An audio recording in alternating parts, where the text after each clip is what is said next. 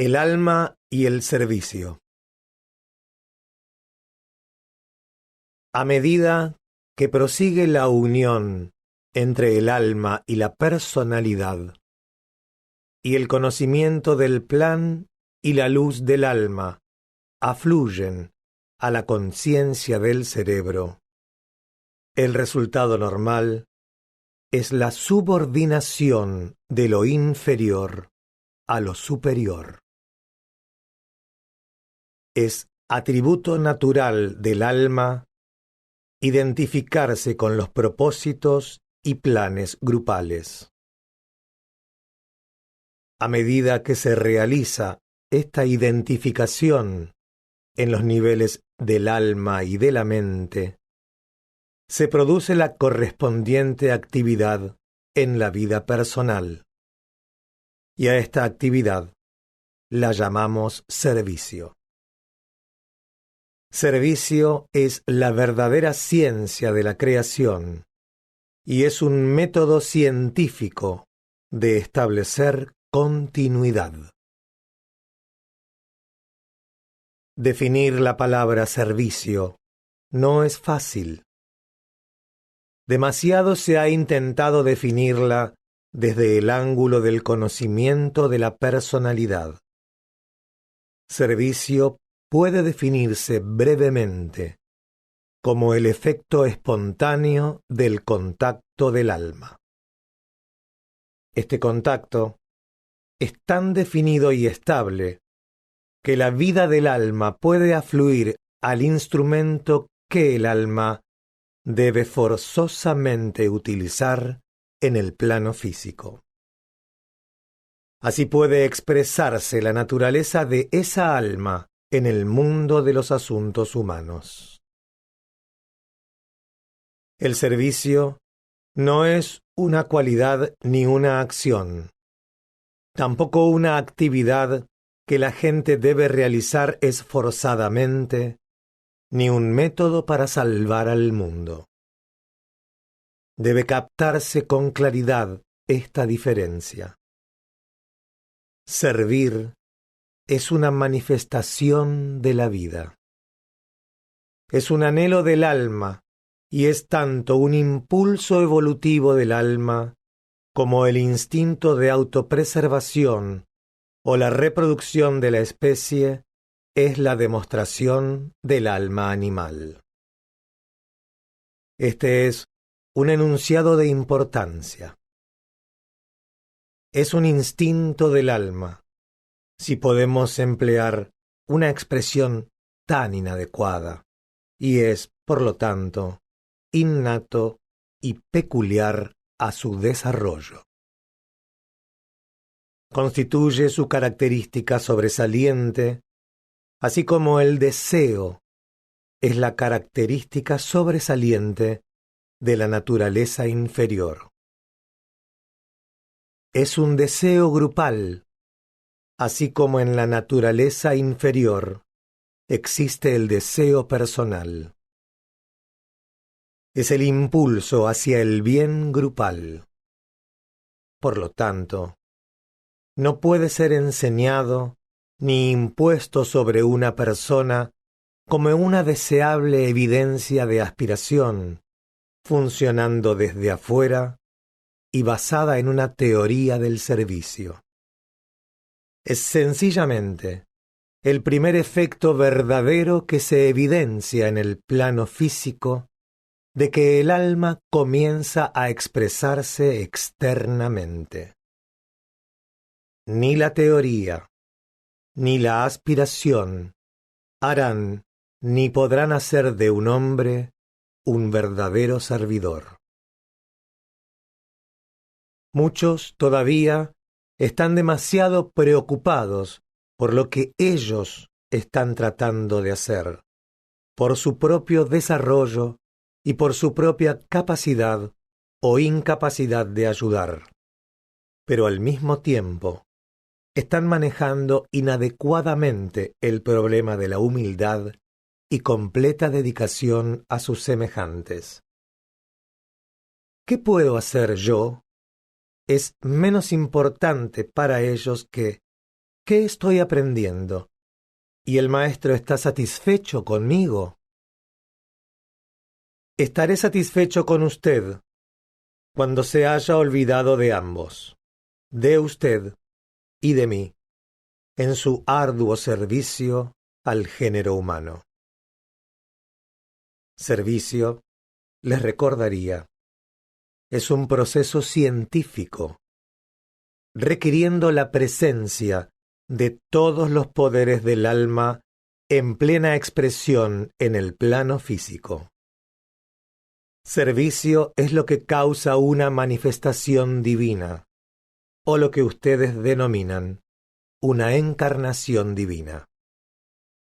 Si un hombre verdaderamente está sirviendo, forzosamente hará uso de todos los recursos de fortaleza y luz espirituales, y de toda la sabiduría y el poder director de su alma, porque la tarea a ser realizada es siempre demasiado grande para la personalidad. Algunos de los más grandes servidores del mundo son hombres y mujeres que están muy cerca de la jerarquía espiritual y trabajando bajo su dirección, inspiración e impresión, pero que nada saben del así llamado esoterismo, ni reconocen a la jerarquía y, en su conciencia cerebral, siguen inconscientes de su personal, los maestros de la sabiduría. Hoy, una de las tragedias del mundo esotérico es la enorme cantidad de información en posesión de estudiantes esotéricos y la acumulación de conocimiento respecto de la jerarquía y su personal.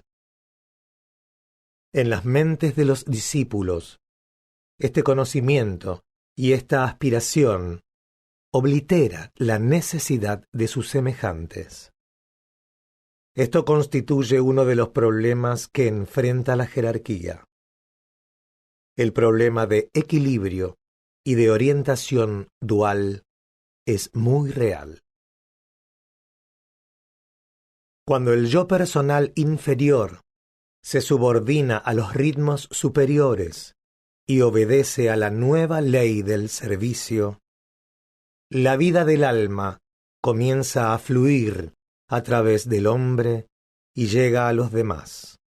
El efecto se demuestra en su familia y en su grupo inmediato como verdadera comprensión y ayuda. A medida que esa corriente de vida se aplique, afluirá con más fuerza y se extenderá desde el pequeño grupo familiar circundante hasta quienes se hallan en las inmediaciones. Entonces se hace posible una amplia serie de contactos hasta que finalmente se han vivido varias vidas influidos por la ley del servicio. El efecto de la vida afluente puede llegar a ser nacional y mundial. Pero esto no debe ser planeado y tampoco se luchará para imponerlo como un fin en sí mismo. Será una expresión natural de la vida del alma. Hay un punto de peligro en cada vida cuando se capta la teoría del servicio y se reconoce la ley superior. Entonces, la cualidad imitadora de la personalidad, su naturaleza simiesca y el entusiasmo de una aspiración de alto grado pueden fácilmente confundir la teoría con la realidad.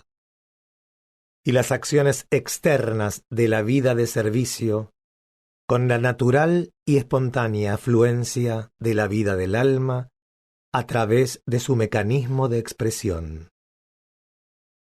Si se nos dijera que siguiendo una forma de meditación prescrita, practicando una fórmula definida de respiración y concentrándonos regularmente sobre un centro específico nos liberaríamos de la rueda de la vida y nos identificaríamos con el yo espiritual y el mundo del ser.